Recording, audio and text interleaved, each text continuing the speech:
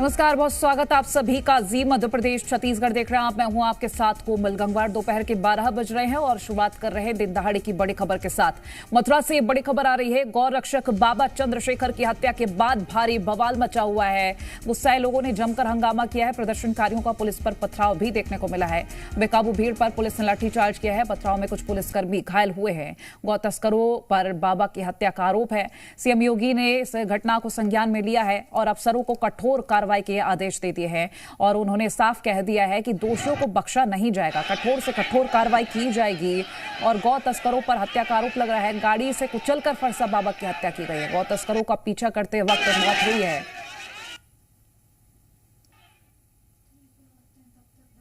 जिस ट्रक को इन लोगों ने रोक रखा था उस पर टक्कर मारी और जिसके पलसरी जो आगे वाला ट्रक था उससे बाबा को धक्का लगा।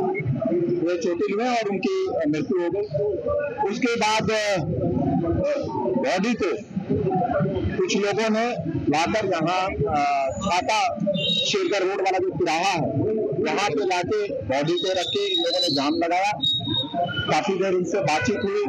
कुछ इनके बीच के लोग मान गए थे, परंतु वहां पे उपस्थित कई लोगों ने पुलिस पार्टी पे पथराव किया और फिर वहां पे अश्रु गैस गोले छोड़ के और भीड़ को खदेड़ करके वहां से मृतक का जो शव है उसको हटवा लिया गया है। अभी क्षेत्र में एरिया डोमिनेशन का काम चल रहा है। स्थिति पूरी तरह से कंट्रोल में है। उपद्रवियों को चिन्हित किया जा रहा है। कुछ को गिरफ्तारी भी हुई है। जो भी इसमें शामिल है हमारे पास तमाम फुटेज है इनके और उपद्रव करने वालों में किसी को बख्शा नहीं जाएगा और जो भी दोषी होंगे उनको सख्त कार्रवाई होगी। देखिए ये अभी आकलन किया गया कोई वैसा मेजर वैसा नहीं है, बट हाँ इसका आकलन किया जा रहा है और जैसा मैंने बताया जो लोग भी पत्थरबाजी में शामिल रहे हैं उनको चिन्हित किया जा रहा है। हमारे पास वीडियो फुटेजेज है और चिन्हित करके उन सभी सुसंगत धाराओं में अभियोग पंजीकृत करके कार्रवाई की जाएगी। देखिए इस चीज पे भी बात आई है सामने। समस्त तथ्यों की जांच की जा रही है और जांच के बाद जो भी अपेक्षित कार्रवाई है वो नहीं, बिल्कुल इस बात का खंडन किया जाता है। जो ट्रक थे उसमें कोई भी गोवंश या उससे रिलेटेड पदार्थ नहीं था। मैं बिल्कुल स्पष्ट करना चाहता हूँ इसमें कोई गोवंश या इस तरह का पदार्थ नहीं था। तस्कर की पहचान हो पाई है जैसा मैंने बताया कि उस ट्रक में कोई भी गोवंश और गोमांस नहीं था। इन लोगों ने शंका के आधार पर किसी ट्रक को रोका था। जैसा मैंने बताया फॉग कंडीशन होने के कारण पीछे से भी एक ट्रक आ रही थी, उससे टक्कर लगी। ये लोग वहां पे चेकिंग कर रहे थे जो बाबा गोरक्षक थे और ये घटना निश्चित तौर पर विफल घटना है, परंतु विधि संगत कार्रवाई जरूर होगी। लेकिन जो उपद्रव में शामिल रहे हैं उनको भी नहीं बख्शा जाएगा।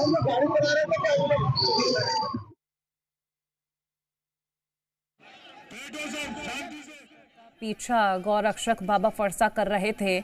उस ट्रक में किसी तरीके का ना तो गौमांस मिला है ना ही कोई गौवंश मिला है, तो सिर्फ शक के आधार में पीछा किया जा रहा था और इसी दौरान ये एक्सीडेंट हुआ है। फिलहाल अब लोग समझ नहीं पा रहे हैं। लोगों को समझाने की कोशिश की जा रही है लेकिन लोगों को समझ में अभी नहीं आ रहा है और 10 किलोमीटर करीब हाईवे जाम हुआ है। दिल्ली मथुरा हाईवे 10 किलोमीटर तक लंबा जाम लगा हुआ है और फिलहाल आपको ये बता दें कि पुलिस टीम पर भी पथराव किया गया है और हालात को नियंत्रण में लाने के लिए लाठीचार्ज तक करना पड़ा। ये तस्वीरें हम आपको दिखा रहे हैं।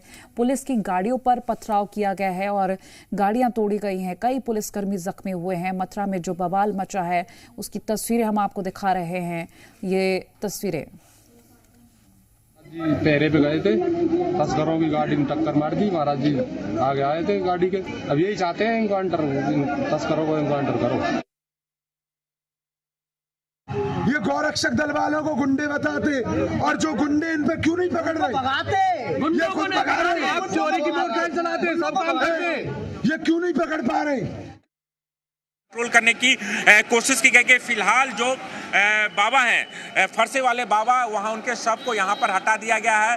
जो जाम है उनको खोल दिया गया है और कोशिश ये है कि चूंकि अब जो घटनाक्रम सामने आया उसके मुताबिक सुबह 4 बजे के करीब फरसे वाले बाबा को ये जानकारी मिली थी कि कोई गौ तस्कर यहाँ से गौ तस्करी कर भाग रहे हैं।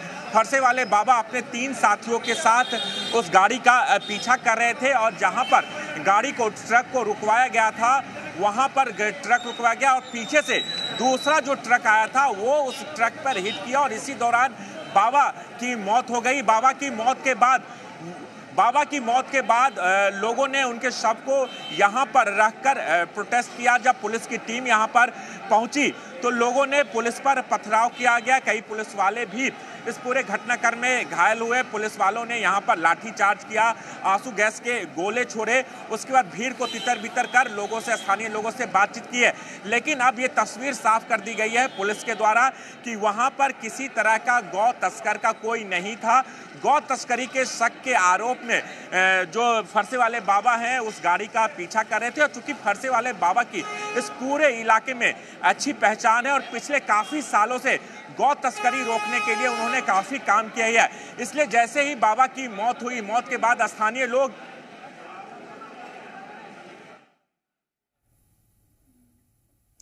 तो ये तमाम तस्वीरें हम आपको लगातार दिखा रहे हैं मथुरा से। आप देखें भारी पुलिस बल यहां पर तैनात किया गया है हालात को नियंत्रण में लाने के लिए। हमारी बात हुई और उनका कहना है कि गौ तस्करी की वजह से यहां पर जान नहीं गई है और लगातार पुलिस की टीम यहां पर, अब तस्वीरें भी मैं दिखाना चाहूंगा कि पुलिस की टीम यहां पर मौके पर है और गौ तस्करी की वजह से बाबा की जान नहीं गई है। उत्तर प्रदेश पुलिस का ये सामने बयान आया है।